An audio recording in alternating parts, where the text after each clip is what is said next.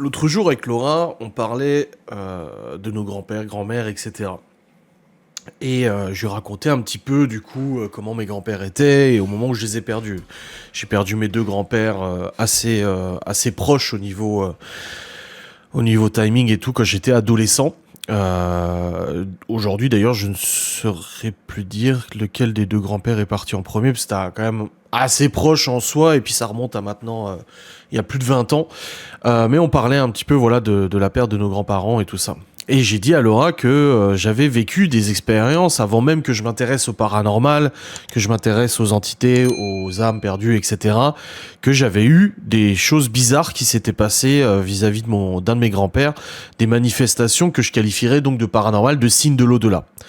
On en parlait et en fait cette discussion a germé un peu dans ma tête et je me suis dit ça serait bien d'en faire une vidéo sans langue de bois sur plus globalement les signes de nos êtres perdus, les signes de l'au-delà, etc. Est-ce que ce sont des vrais signes? Est-ce que ce sont des vraies manifestations paranormales? Est-ce que ce sont des coïncidences ou une interprétation suite à notre tristesse en se disant, on essaie de se raccrocher en se disant, ah bah il m'a envoyé un signe, il m'a dit quelque chose.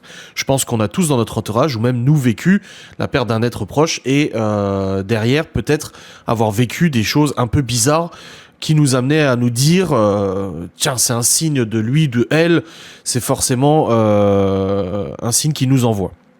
Moi, de mon côté, vis-à-vis d'un de mes grands-pères, pendant longtemps, en fait, j'ai eu quelque chose qui s'est répété, que j'ai associé à un signe, justement, de sa présence, de l'au-delà, etc.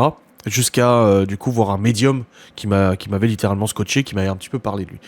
Quand j'ai perdu mon grand-père, en fait, alors, il est décédé suite à un cancer du poumon, un de mes grands-pères.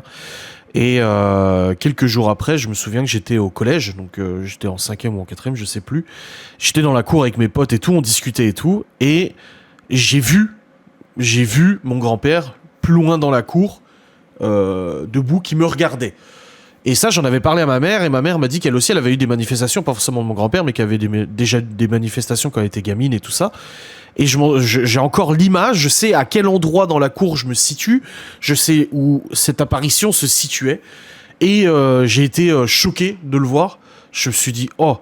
Et le temps de tourner le regard, de discuter avec un pote, parce que je l'ai pas dit à mes potes, tu vois, tu vas passer pour un cinglé, surtout qu'à ce moment-là, le paranormal et tout, moi c'était pas un truc dont je parlais. Je ne m'intéressais pas du tout au paranormal, aux fantômes ou quoi que ce soit, rien du tout.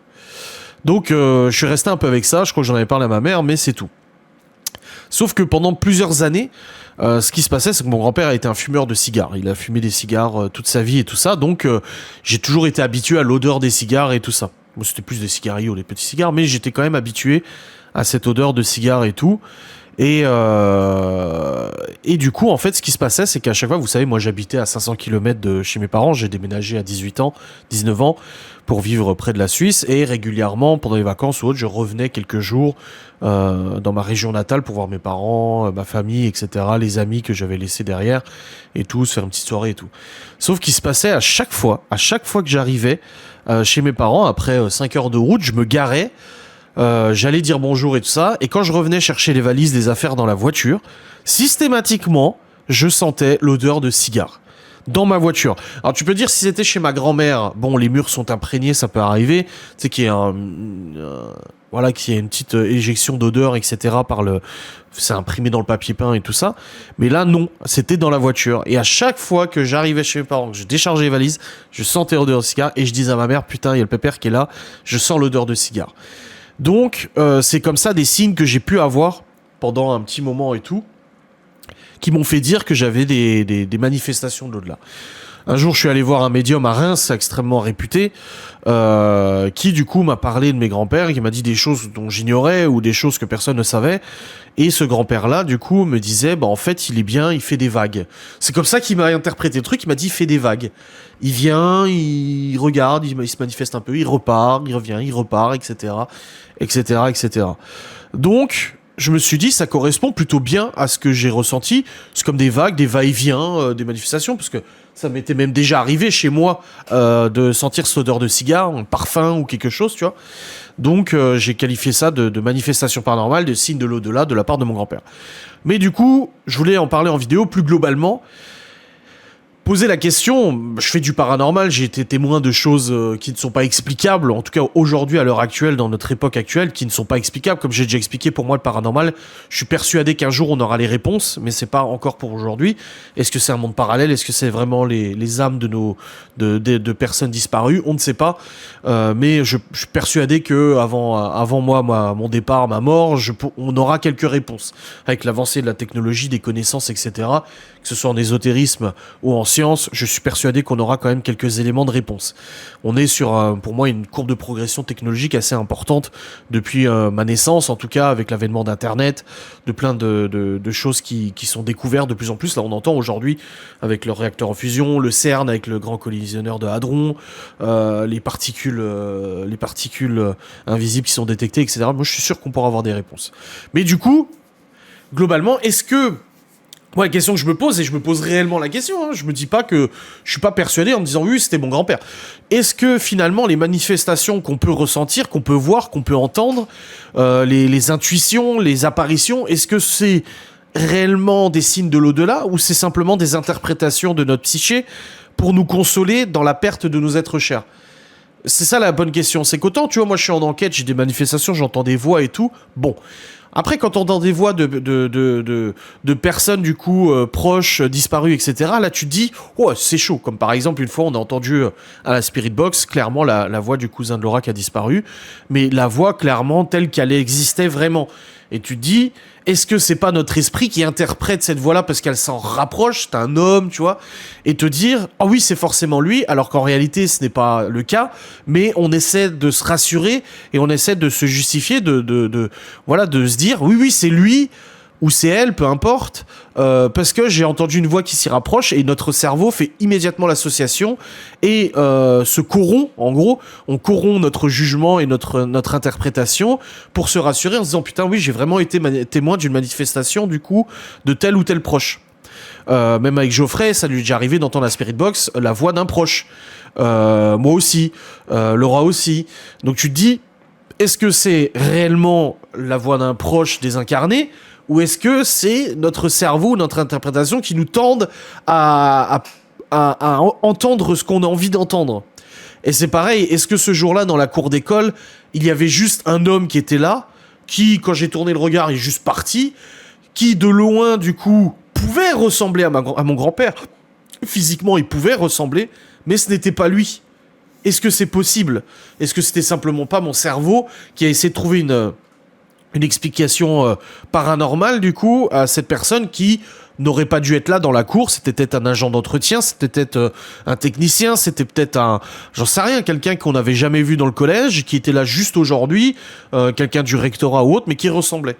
Tu vois, cette odeur de cigare que j'ai pu sentir dans la voiture, on sait c'est quoi une odeur, c'est un composé chimique, c'est une interprétation olfactive du coup d'un composé chimique, des molécules qui rentrant du coup dans nos capteurs nous envoient un signal au cerveau et nous fait rappeler que cette odeur-là correspond à ça. Est-ce qu'il n'y avait pas simplement une odeur particulière, que ça peut être une odeur d'essence, de gasoil, de produits de climatisation, j'en sais rien, vu que c'était dans la voiture, ça peut être plein de choses, des sièges et tout. Moi, je fumais pas à ce moment-là, donc ça peut pas être de la cigarette, mais est-ce que c'est pas simplement une odeur pas banale, mais qui sort un peu de l'ordinaire, mais que mon cerveau a associé tout de suite à une odeur de cigare. Donc mes capteurs et mes neurones se sont dit, association, je viens d'arriver chez mes parents, souvenir, boum. En plus, ma grand-mère habite la maison d'à côté de chez mes parents, tac, tac, mon grand-père, odeur de cigare. Tu vois? C'est ça que je me dis. Est-ce que c'est pas juste ça? Je prends aussi l'exemple aussi d'une autre manifestation. J'étais un jour allé chez des amis en Suisse qui venaient de perdre leur chien. Mais je le savais pas que le chien était décédé. Et on était à table et tout. Je sais pas, on prenait le goûter, j'en sais rien, peu importe. Et en fait, au bout d'un moment, on entend des bruits de pas de chiens qui descendent un escalier en bois juste derrière. Et juste après, quelqu'un qui était avec moi sent comme une truffe qui touche le bas du dos. Comme un chien qui vient sniffer et qui vient dire bonjour, tu vois. Surpris. Qu'est-ce qui se passe? Je sais pas, j'ai entendu un chien descendre les escaliers et ça m'a touché le bas du dos. Non, mon chien, il est mort la semaine dernière. C'est pas possible. Donc, est-ce qu'à ce moment-là, c'était pas simplement... Alors, tu dis... c'est compliqué, tu vois. Par exemple, sur cet exemple-là, c'est compliqué parce que, ne sachant pas que le chien avait disparu, Mais tu te dis, habitué à ce que ce chien soit là et vienne dire bonjour aux gens qui sont à table, tu te dis, bah, si c'est déjà arrivé dans le passé, peut-être que c'est juste un reliquat de souvenirs où on entend les bruits de pas, toc toc toc, peut-être que l'escalier a simplement craqué à ce moment-là, où il y a un bruit, je sais rien, de cafetière ou de je sais pas quoi qui pourrait ressembler. Le cerveau associe à l'habitude que ce chien vienne descendre les escaliers. Et ensuite, la sensation de truffe, ça peut être simplement la peau, un nerf, ça peut être juste une mauvaise circulation sanguine. Plein de choses peuvent faire que tes capteurs, tes nerfs ressentent comme une truffe, alors que c'est simplement, je veux dire, moi, quand j'ai eu les résipelles, avant même que les résipelles arrivent, j'avais déjà mal à la jambe, comme si j'étais brûlé, alors que je n'étais pas brûlé. C'est juste qu'en fait, c'est à l'intérieur, dans le derme, que ça commençait déjà à brûler, tu vois. Donc, tu te dis... Est-ce que c'est pas simplement une habitude? Est-ce que c'est pas simplement le cerveau qui essaie d'associer quelque chose qu'il n'a pas compris? Donc voilà un petit peu la question que je me pose moi vis-à-vis des signes de l'au-delà. Et je parle pas de ce que j'ai en enquête, des bruits, des voix, des machins et tout ça, parce que ça c'est un sujet à part. Mais en tout cas vis-à-vis de nos proches et tout, est-ce qu'il y a vraiment des signes de leur présence? Est-ce que c'est simplement des associations, des tentatives de rationalisation, des tentatives au contraire de trouver une justification paranormale pour rassurer notre peine ou nous rassurer nous-mêmes, je ne sais pas. Honnêtement, moi je trouve que le paranormal, même si je fais des enquêtes tous les mois et tout ça depuis de nombreuses années maintenant, je trouve ce qui est le plus passionnant dans le paranormal, c'est de ne pas savoir. Et le plus passionnant, c'est justement d'essayer de comprendre, et moi le plus rationnellement possible, quand on entend un bruit, une voix, machin et tout ça, moi mon défi c'est d'essayer d'expliquer pourquoi nous avons entendu ça. Quand on a un K2 qui s'allume, qui s'affole, je me dis il y a peut-être quelque chose qui fait, peut-être une voiture qui est passée, même si techniquement c'est pas possible, tu dis il y a forcément une explication. Et au bout d'un moment, bah, tu dois te rendre à l'évidence qu'il n'y a pas d'explication. Mais peut-être que plus tard, on en aura des explications. Quand la Spirit Box, qui elle, est prévue pour ne pas capter les ondes radio, quand tu la bloques pour pas capter les ondes radio, donc t'as une autre fonction pour ça, et que t'entends quand même des voix, tu te dis, bah c'est la radio. Tu te dis, bah oui, mais j'ai coupé l'antenne radio. Mais tu dis, peut-être que c'est pas coupé à 100%, peut-être qu'il y a des failles, ça passe quand même, tu vois. Donc tu sais pas. Donc pour moi, c'est ça qui est le plus fou dans le paranormal, c'est de ne pas savoir. Et c'est le plus passionnant d'essayer de trouver des explications. Donc en tout cas, au niveau des signes de l'au-delà, le sujet que je voulais aborder dans cette vidéo, bah je me dis, est-ce que c'est réellement des signes ou est-ce que c'est simplement de l'interprétation de notre cerveau pour essayer de nous rassurer ou pour essayer de trouver des explications paranormales ou même rationnelles, comme je le fais aujourd'hui, où je dis, bah voilà, l'odeur de cigare, c'est peut-être simplement un composé chimique qui ressemble au cigare par hasard à ce moment-là. Voilà. En tout cas, n'hésitez pas à me dire en commentaire si vous aussi vous êtes sujet à des manifestations de l'au-delà, de proches ou quoi que ce soit.